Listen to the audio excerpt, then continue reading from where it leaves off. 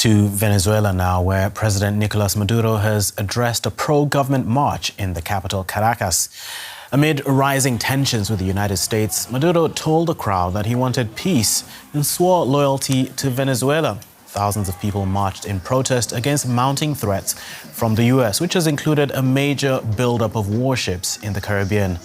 In recent weeks, the U.S. has carried out strikes on alleged drug-smuggling boats from Venezuela. Maduro accuses the U.S. of trying to overthrow him.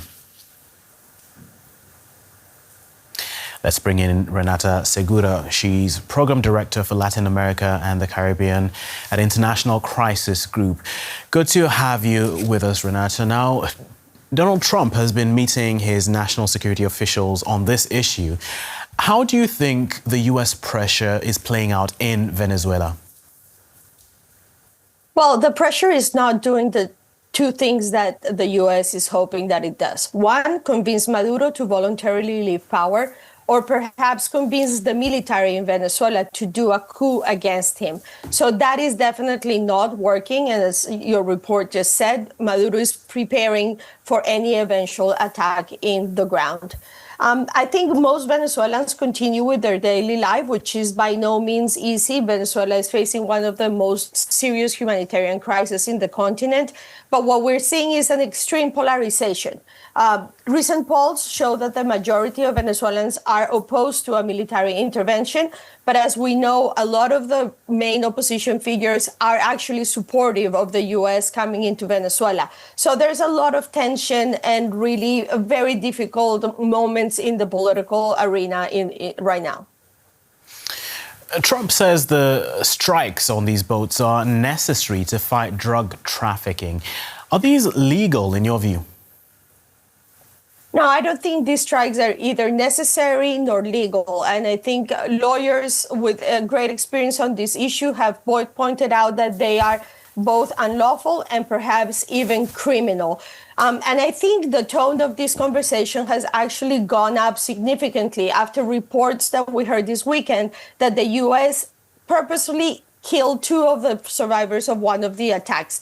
The fact that these people had been targeted after surviving the initial bombing has really raised concerns about the legality of these issues and the possibility that the military might be facing future cases against them because of this. And we're also seeing the U.S. military buildup in the Caribbean. How likely is a U.S. attack on Venezuelan soil?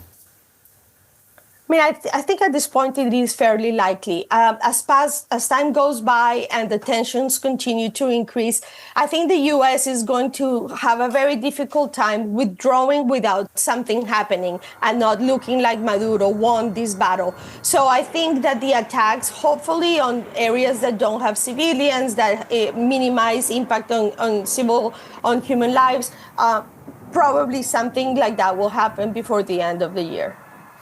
And how are these tensions impacting the rest of the region? I think Latin America is fairly divided on this question. Many countries that are on right-leaning are supportive of Trump, and they have signaled support for these actions. Meanwhile, others, particularly the neighboring Colombia and Brazil, are growing extremely uneasy. But what we're seeing is a real fracture of the continent around the topic of sovereignty that had normally been the quant which Latin America was always united, which was defending the continent from interventions from abroad. I think that right now we're seeing quite a bit of a division and the impossibility of the region really responding in a unified voice to this question.